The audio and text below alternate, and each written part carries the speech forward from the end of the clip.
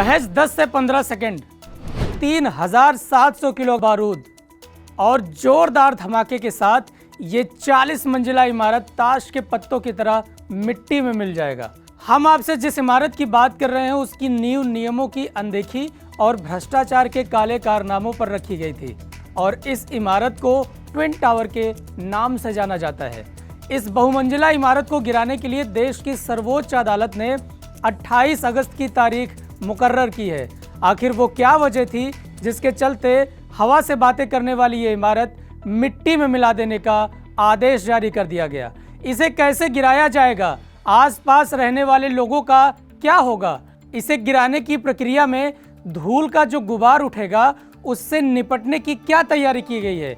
इन सभी सवालों का जवाब हम आपको इस इनसाइड स्टोरी में बताने वाले हैं। सबसे पहले आपको ये जानना चाहिए कि भ्रष्टाचार की बुनियाद पर इस 40 मंजिला इमारत की नींव कैसे रखी गई।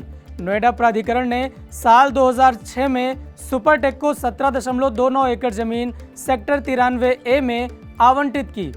इस सेक्टर में emerald court group housing project के तहत 15 टावरों का निर्माण किया गया। प्रत्येक टावर में 11 मंजिल बनाई गई।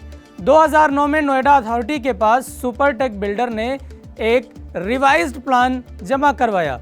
इस प्लान में एपेक्स और सियान 2 टावरों के लिए FAR यानी फ्लोर एरिया रेशियो निर्धारित किया गया। इस पर बिल्डर ने 40 फ्लोर के हिसाब से कुल 857 फ्लैट बनाने का काम शुरू कर दिया, जिसके बाद इसमें करीब 600 फ्लैट की बुकिंग भी हो गई। लेकिन कुछ दिनों के बाद ही बायर्स ने इसका विरोध करना शुरू कर दिया और इसे गिराने के लिए RWA ने इलाहाबाद हाई कोर्ट में याचिका दायर की और अदालत में इसके निर्माण में यूपी अपार्टमेंट ऑनर्स एक्ट के उल्लंघन का भी दावा किया गया और ये तर्क दिया गया कि दोनों टावरों के बीच की दूरी 16 मीटर से कम है और इसके साथ ही टावर के जो सबसे करीब इमारत है उसकी दूरी महज 9 मीटर है और उस बिल्डिंग में भी सैकड़ों परिवार रहते हैं। अप्रैल साल 2014 में हाई कोर्ट ने दोनों टावर को गिराने का आदेश दिया। इसके साथ ये भी कहा कि खरीदारों को रिफंड दिया जाए और इन टावरों को शीघ्रातिशीघ्र सील किया जाए। हाई कोर्ट के फैसले को सुप्रीम कोर्ट में चैलेंज किया गया, लेकिन कहते हैं ना कि भ्रष्टाचार की बुनियाद बहुत कमजोर होती है और सुप्रीम कोर्ट ने हाई कोर्ट के फैसले को बरकरार रखते हुए इसे ढहाने का आदेश जारी कर दिया। अब हम आपको बताएंगे कि इस गगनचुंबी इमारत को कैसे गिराया जाएगा। जिस गगनचुंबी इमारत को गिराने की हम आपसे बात कर रहे हैं उसकी ऊंचाई दिल्ली के कुतुब मीनार से भी ज्यादा है और ध्वस्त होने के बाद ये बिल्डिंग भारत में गिराई जाने वाली सबसे ऊंची इमारत बन जाएगी। आपको ये भी बता दें कि इस इमारत में 40 फ्लोर हैं, जिसे गिराना कोई आसान काम नहीं है क्योंकि ये टावर एक रिहायशी इलाके के बीचों बीच खड़ा किया गया है और इसके आसपास करीब 7000 लोग रहते हैं और जरा सी चूक लोगों की जान के लिए खतरे का सबब बन सकता है। अब जरा सोचिए कि इसे गिराने की चुनौती कितनी बड़ी होगी। इसलिए ये काम गगनचुंबी इमारतों को गिराने में माहिर कंपनियों को दिया गया है और इस भ्रष्टाचारी बिल्डिंग को गिराने के लिए एक खास तकनीकी का इस्तेमाल किया जाएगा जिसे कंट्रोल डिमोलिशन कहा जाता है। अब आप ये भी जान लीजिए कि आखिर ये कंट्रोल डिमोलिशन है क्या। दरअसल इस प्रक्रिया में टाइमिंग का बहुत बड़ा रोल होता है। सफलतापूर्वक इसे अंजाम देने के लिए भारी मात्रा में विस्फोटकों का इस्तेमाल किया जाता है। ट्विन टावर को भी गिराने के लिए करीब 3700 किलोग्राम विस्फोटक का इस्तेमाल किया जाएगा। ये विस्फोटक इतना जोरदार होगा कि आसपास की बिल्डिंगों पर इसके झटके का असर पड़ने की पूरी संभावना है। आसान भाषा में आप इस विस्फोट की तुलना किसी टैंक द्वारा किए जाने वाले विस्फोट से भी कर सकते हैं। इसके इस्तेमाल में फिजिक्स, मैथ, इन सभी के नियमों का सबसे अहम रोल होता है। इसे गिराने के लिए गुरुत्वाकर्षण की बेहद महत्वपूर्ण भूमिका भी होती है, जिसके चलते ये बिल्डिंग इधर उधर ना गिरकर बल्कि एक सीध में गिरती है। इस टेक्नोलॉजी में उन जगहों को चुना जाता है जिस पर पूरी बिल्डिंग का भार टिका होता है, जिसके बाद उसकी बीम में उसकी क्षमता के हिसाब से विस्फोटक लगाया जाता है। इस टेक्नोलॉजी में विस्फोटक लगाने के बाद सबसे पहले बिल्डिंग के निचले हिस्से में विस्फोट किया जाता है और ये विस्फोट नीचे से ऊपर की तरफ सेकेंडों में लगातार खुद ब खुद होना शुरू हो जाता है।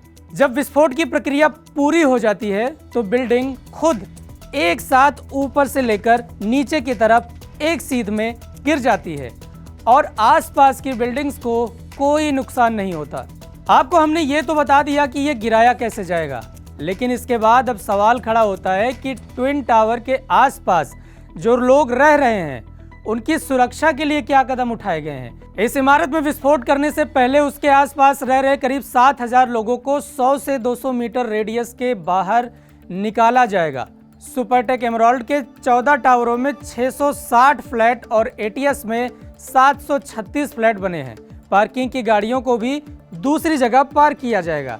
इसे गिराने वाली कंपनी एडिफिस इंजीनियरिंग ने सरकार से आपातकालीन सुरक्षा के लिए भी मांग की है कि विस्फोट के दौरान यहां पर कम से कम फायर ब्रिगेड की 2 गाड़ियां, 5 एम्बुलेंस और डॉक्टर्स की 1 यूनिट तैनात की जाए। इसके अलावा विस्फोट के बाद जो डस्ट की साफ सफाई का जिम्मा होगा उसके लिए भी एक टीम तैयार की जाए। किसी भी आपात स्थिति से निपटने के लिए एनडीआरएफ की टीम को भी मौके पर तैनात रहने का निर्देश दिया गया है। ट्विन टावर के आसपास की इमारतों के डैमेज कंट्रोल के लिए 100 करोड़ का बीमा भी किया गया है। इसके पास से ही गेल की एक गैस पाइपलाइन भी गुजरती है। उस पाइपलाइन के लिए 2.5 करोड़ का बीमा किया गया है। और ये जितनी भी जानकारी हमने आपको बताई है उसकी रिपोर्ट सीबीआरआई को दी जा चुकी है। सुपरटेक के 3 टावर, एटीएस के 4 टावर्स को डस्ट प्रूफ कवर से ढकने का काम भी ध्वस्तीकरण के दिन ही किया जाएगा। इन दोनों टावरों को गिराने वाली कंपनी एडिफिस इंजीनियरिंग और जेट डिमोलिशंस के मुताबिक ट्विन टावर में 10 सेकंड में धमाके के बाद धूल का जो गुबार छटेगा उसको हटने में करीब 10 से 15 मिनट का वक्त लगेगा। और ऐसा बताया जाता है कि विस्फोट के बाद इस बिल्डिंग से 55,000 टन मलबा निकलेगा, जिसे तकरीबन 35,000 घन मीटर मलबा और धूल का गुबार पैदा होगा। बिल्डिंग से निकलने वाले मलबों को ढोने के लिए ट्रकों को करीब 1200 से 1300 चक्कर लगाने पड़ेंगे। इस ट्विन टावर के ढहने के बाद इसमें से तकरीबन 4,000 टन का लोहा और इस्पात निकलेगा, जिसका इस्तेमाल एडिफिस ध्वस्तीकरण की लागत को वसूलने के तौर पर करेगा। 28 अगस्त को होने वाले इस धमाके की इनसाइड स्टोरी तो हमने आपको बता दी, लेकिन सवाल अब ये भी खड़ा होता है कि आखिर प्रशासन के नाक के नीचे मानकों की नज़रअंदाजी करते हुए आखिर भ्रष्टाचार की इतनी बड़ी इमारत को कैसे तैयार कर लिया गया, इसकी भनक जिम्मेदार अफसरों को कैसे नहीं लगी। आज भी भारत में ऐसी अनगिनत इमारतें हैं जिनकी नींव भ्रष्टाचार की बुनियाद से खड़ी की गई है। तो क्या आगे उन पर कार्रवाई होगी? आपको ये वीडियो कैसी लगी हमें कमेंट बॉक्स में ज़रूर बताएं, और आप अगली वीडियो किस विषय पर देखना चाहते हैं ये भी हमें ज़रूर बताइए। इस तरह की तमाम वीडियो को देखने के लिए एबीपी लाइव को सब्सक्राइब करें और साथ में बेल आइकॉन दबाना ना भूलें, जिससे हमारी लेटेस्ट वीडियोज़ से आप तुरंत मुखातिब हो सकें।